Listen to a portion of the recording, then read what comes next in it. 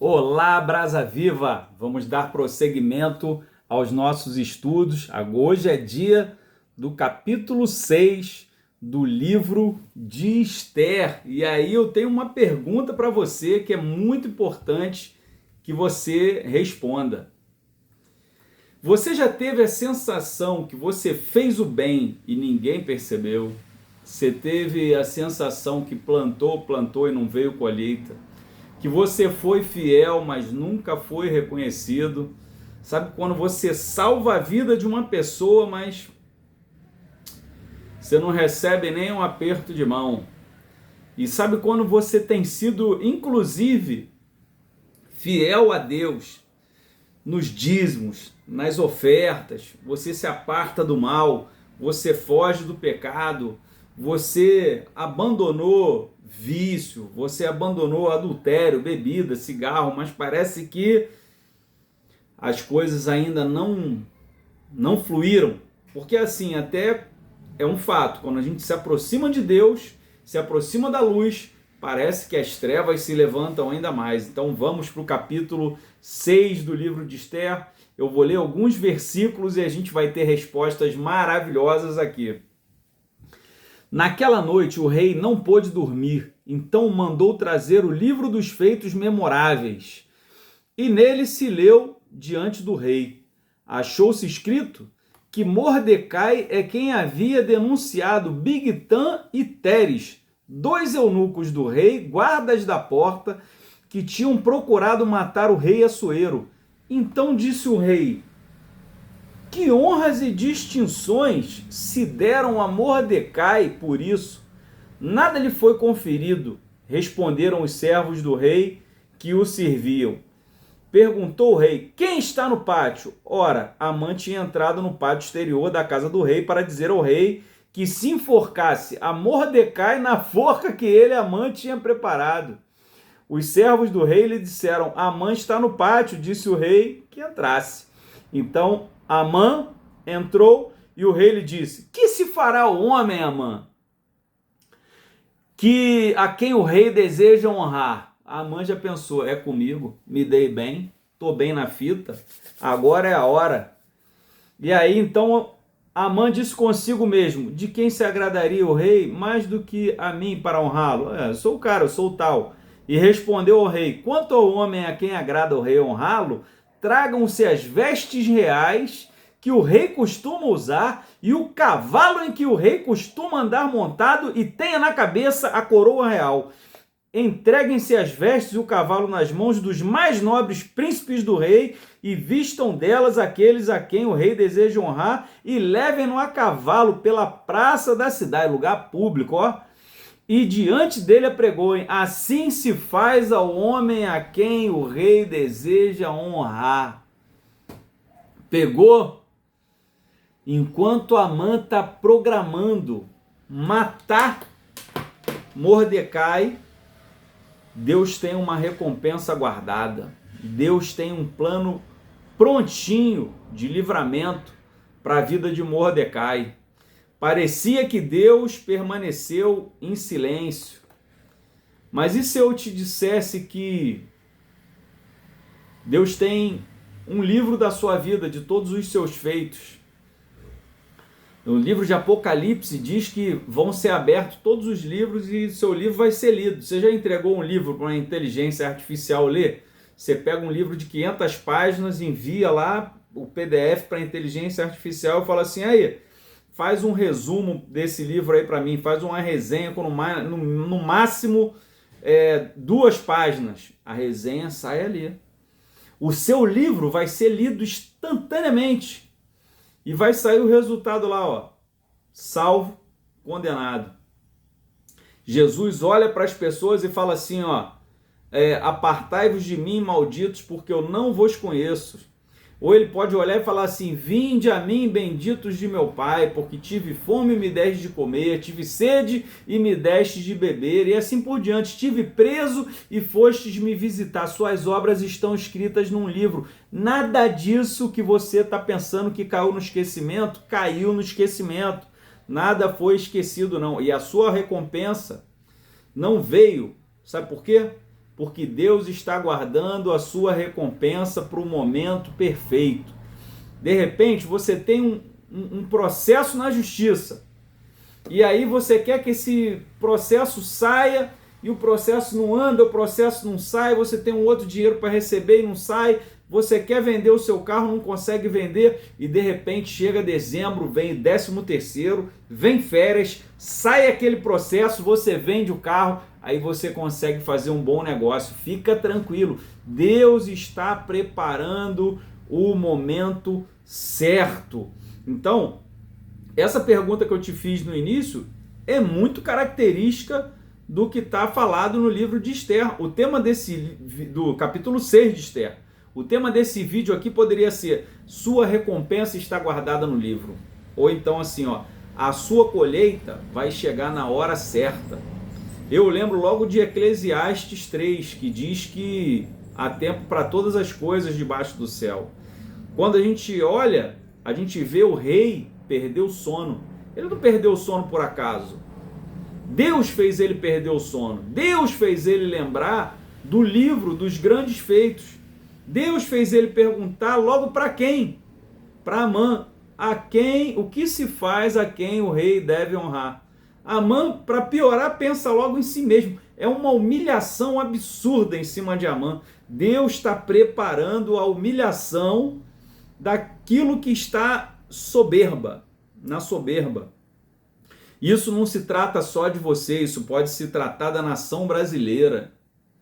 O livro de Esther fala de uma rainha, a rainha fala da igreja, porque Jesus é o rei. Jesus é o nosso rei sacerdote perfeito. Ele é o juiz perfeito. E quando a igreja ora, intercede, se arrepende, jejua, vai atrás, vai buscar, e aí ela se apresenta perante o rei, não o rei Assuero, um rei falho, mas eu estou falando do rei dos reis, senhor dos senhores. Ele estende o cetro, a rainha toca o cetro e obtém o seu favor. Aí é banquete, é hora de fazer o pedido. Você já pensou sobre isso? Você já pensou que existe, de repente, aí um Amã que está perseguindo a igreja, que está perseguindo o povo de Deus, que está perseguindo todo mundo? Mas não, calma. Tem algo guardado, e isso aí é muito profético. Deus guardou todas as lágrimas num odre. Deus guardou, Deus está enchendo um cálice com as orações e intercessões dos justos.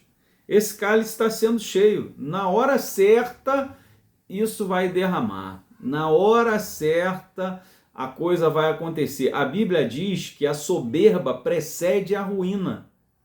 Então, se há alguém soberbo, está indo para a ruína. Se tem alguém que ergue uma estátua de si mesmo, um pedestal para si mesmo, um ídolo de si próprio, que é arrogante igual Amã, que fala assim: certamente sou eu que o rei quer honrar. Certamente esse cara é o cara que vai cair.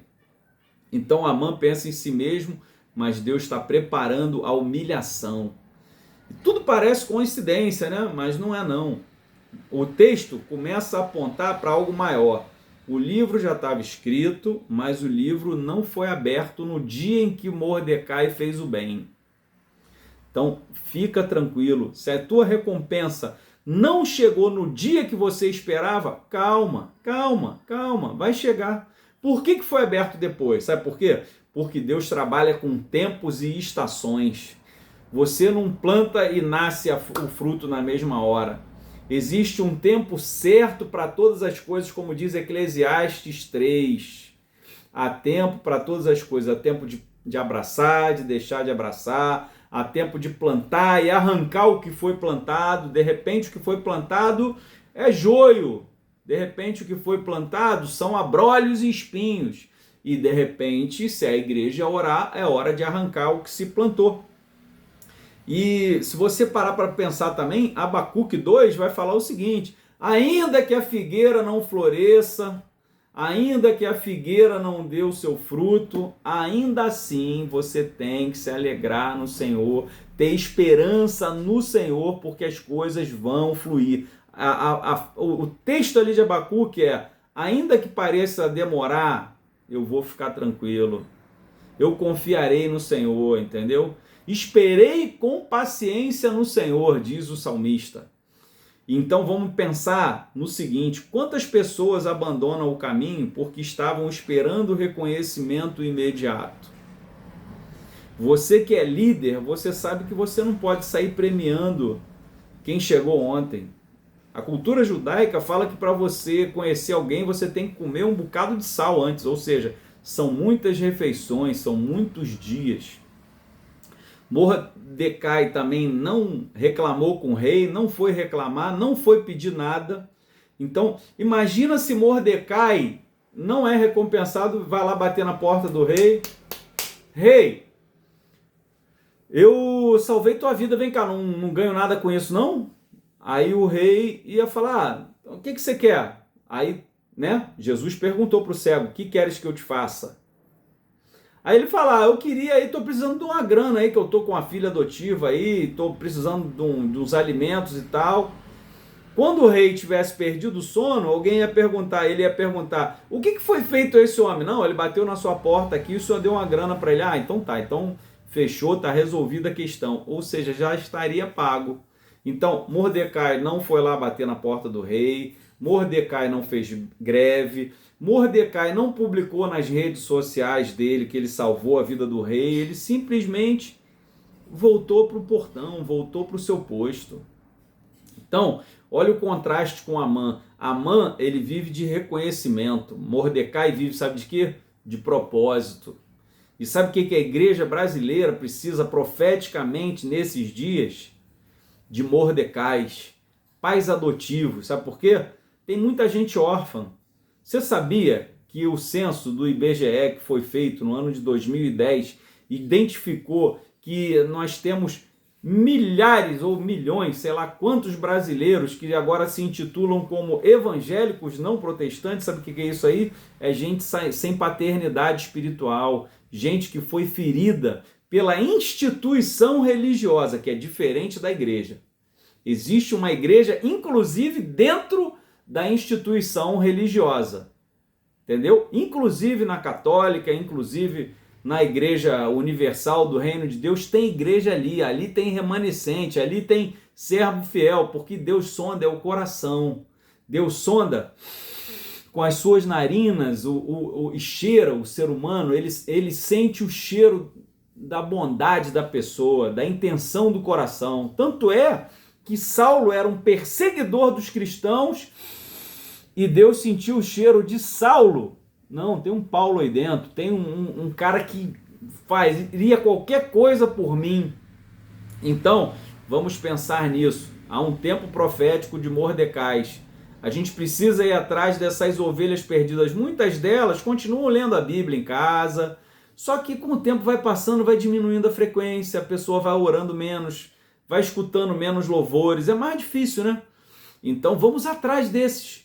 Jesus falou que ele tranca 99 no aprisco para ir buscar uma ovelha perdida. Tudo bem que o filho pródigo foi e ele voltou sozinho e quebrou a cara. Mas às vezes a pessoa está igual a uma ovelha. Ela não tem raciocínio para isso, ela está tão ferida. Eu vou falar algo para você. Neurocientificamente, como psicanalista e alguém que fez uma pós em neurociência e neuropsicanálise, quando a pessoa está ferida, quando está com medo, existe uma estrutura dentro do cérebro chamada amígdala. É um órgão responsável pelo medo. Ela sequestra a tua razão para te proteger. Então a pessoa não consegue enxergar nada. Sabe aquela pessoa que acabou de perder o casamento, aquela pessoa que acabou de perder um parente, perdeu o emprego, ela não consegue enxergar nada, ela só entra em depressão. Aí você tem que abraçar, você tem que acolher, você tem que validar o sentimento, aí depois você vai trazendo a pessoa de volta para a razão. Mas naquele momento ali, o cérebro dela não adianta falar nada, a amígdala sequestrou. Então, agora a gente precisa pensar nisso. Existem pessoas que estão feridas com a igreja, mas a gente tem que mostrar o que para elas? Cara, você está ferido com um líder, mas Jesus morreu por você. A igreja é linda. A gente precisa falar, sabe o quê? A igreja está mal falada, mas por causa de um ou dois. Quantos pastores você conhece que estão aí? Quantos missionários? Eu conheço missionários que estão lá dando a vida, perdendo tudo por Jesus, no Paraguai, na Nigéria, vários locais do mundo, lugares nobres também, Londres. Pessoas que estão lá em Nova Jersey, em Massachusetts. Eu conheço gente dentro do Brasil, fora do Brasil, gente que está lá no meio da Amazônia. Gente que está pregando para a tribo indígena, indo buscar o perdido.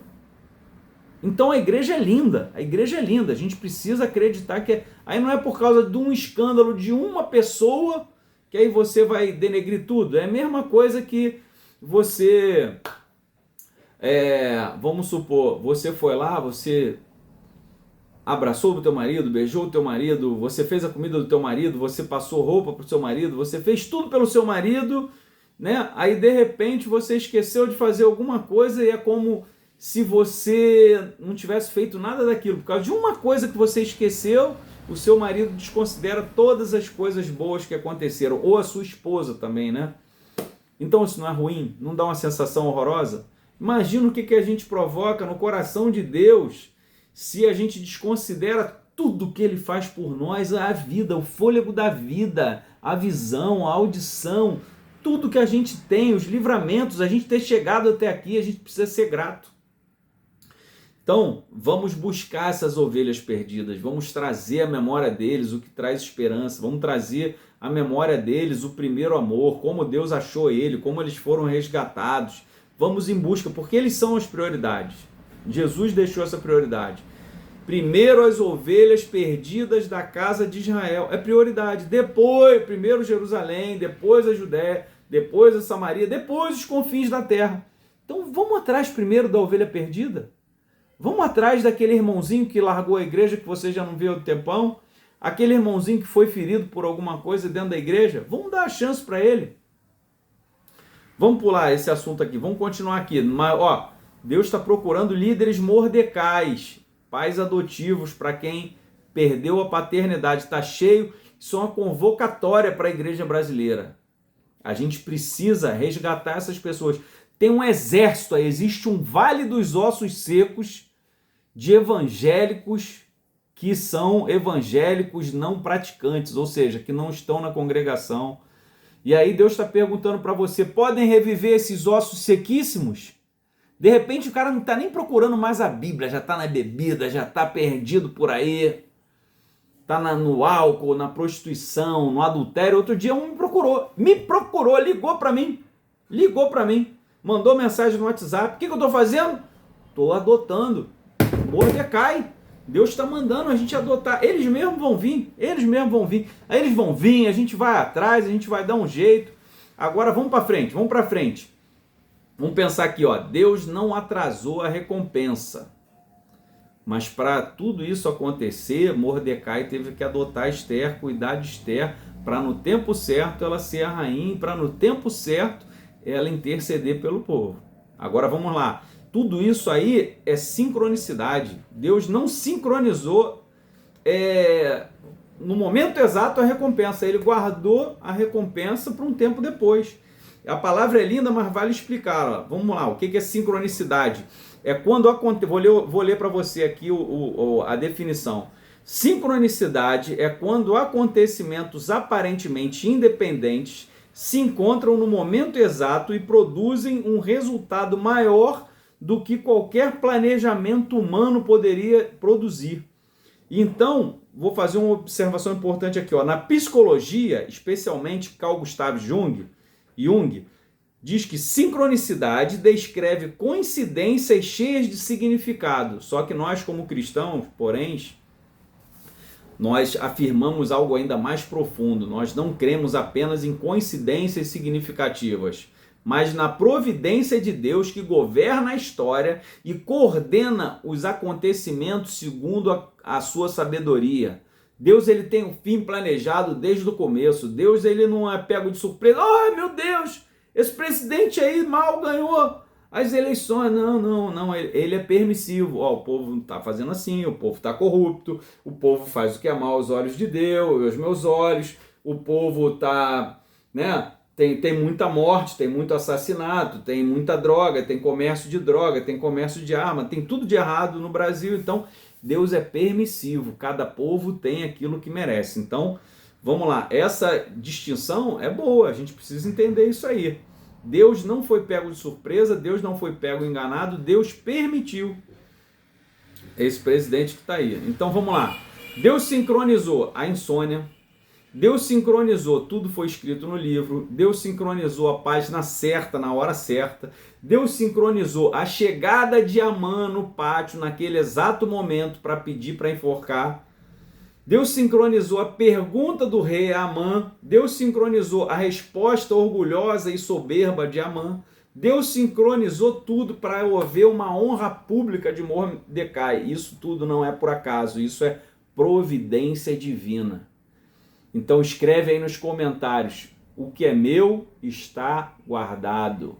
O que é meu está guardado. Deus está providenciando a minha recompensa. Nada é por acaso. Deus está com todos os meus feitos escritos no livro da vida.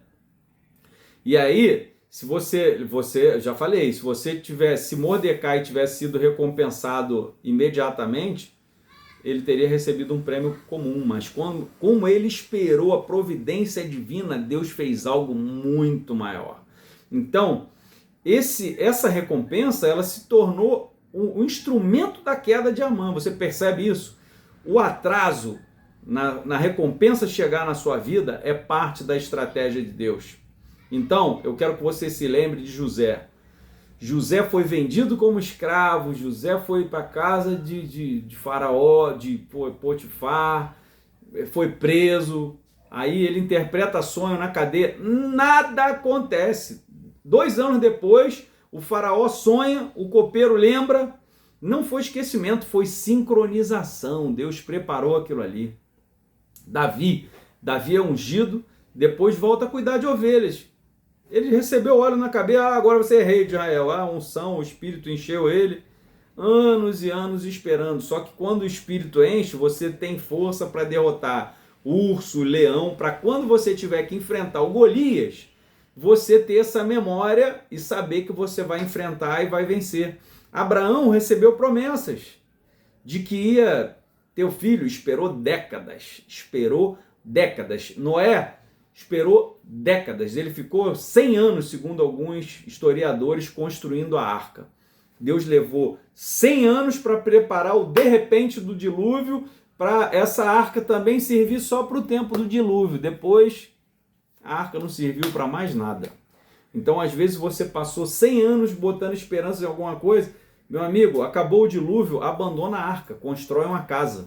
Deixa a arca para trás. Tem coisas que você já deveria ter desmontado a arca, pega a madeira da arca para construir outra coisa, para construir uma casa, para construir um celeiro. Esquece a arca. A arca, depois do dilúvio, não serve mais nada. Estou sendo profético aqui com você. Jesus, vamos para Jesus. A Bíblia diz que na plenitude dos tempos, não foi antes nem depois, Jesus veio no momento certo. Pensa no texto de Isaías, ainda que uma mãe se esqueça do seu filho que ainda mama, todavia eu não me esquecerei de ti, eis que tenho o teu nome escrito na palma da minha mão. Então, não pense que você vai perder isso. Os livros serão abertos, nada ficou esquecido, como está escrito em Apocalipse. Então, o livro das crônicas do rei aponta para outro livro, o livro da vida, o livro das suas obras, o livro das memórias. A escritura inteira fala de Deus registrando. Malaquias fala, foi escrito um memorial diante dele. Isso conversa diretamente com Esther 6. A mensagem central do capítulo 6 de Esther, eu resumiria assim, Deus não recompensa apenas aquilo que fazemos, Deus recompensa no momento certo em que essa recompensa glorificará mais ainda o seu nome. Lembra da história da medida sacudida, transbordante? Lembra disso? Então, essa frase aqui, se você guardar, vale ouro esse versículo. Então, talvez você esteja hoje como Mordecai, você fez o certo, você foi fiel, ninguém viu, ninguém agradeceu, ninguém elogiou, mas no livro foi escrito. E você talvez esteja se perguntando hoje, Deus esqueceu de mim?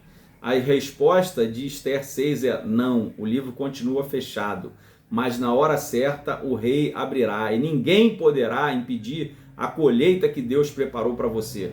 Então, aquilo que os homens esqueceram pode estar apenas aguardando o dia que Deus decidiu abrir o livro. Lembra do que Davi falou: preparas uma mesa na presença dos meus inimigos e o meu cálice transborda. Cálice fala de vinho, fala de alegria, fala de transbordar. Então, Deus te abençoe. Nós vamos orar, mas você pensa no seguinte: Mordecai recebeu a honra, mas ainda não recebeu o cargo. Vamos continuar depois. Não deixe de assistir o capítulo 6, o capítulo 7. Nós vamos continuar estudando o capítulo 7 e o capítulo 8, digo. Então é isso. Então vamos orar? Pai, em nome de Jesus, nós te agradecemos porque todas as coisas estão escritas no seu livro. O Senhor não se esquece de nada. No tempo certo virá a recompensa, Pai. Então nós oramos que o Senhor traga a existência no momento certo. Todas as coisas já estão no Senhor. Eu não sei o que esse meu irmão está esperando. Se é o filho que ele está aguardando que chegue, a abertura do ventre da esposa, uma cura para uma doença, mas tudo tem um aprendizado, Senhor. Tudo tem um ciclo, tudo tem... O Senhor está trabalhando em todas as coisas. O Senhor não livrou Daniel da cova dos leões, o Senhor não livrou Sadraque, Mesaque e Abednego da fornalha, o Senhor não livrou Jesus da cruz, mas o Senhor sempre se lembra. O Senhor esteve lá e fechou a boca dos leões, o Senhor livrou Daniel na fornalha, o Senhor livrou José na cadeia e o honrou, o Senhor livrou o povo de Israel, o Senhor livrou Esther, livrou Mordecai, o Senhor vai livrar a cada um de nós e vai trazer a recompensa no tempo certo.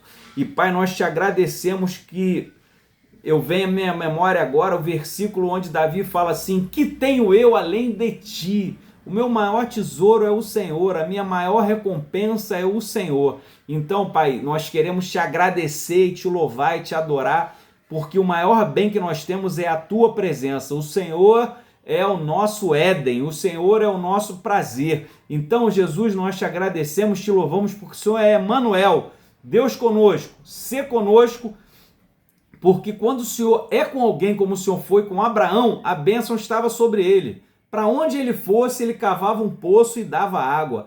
Nós agradecemos porque a bênção estava sobre Moisés, mas a bênção ficou com Josué. Assim como o Senhor foi com Moisés, o Senhor foi com Josué. Assim como o Senhor foi com Pedro, com Lucas, com Paulo, com cada um, Mateus, com cada um dos discípulos, o Senhor também é conosco, Pai. Então nós te agradecemos a tua presença e a tua porção sobre nós, Pai.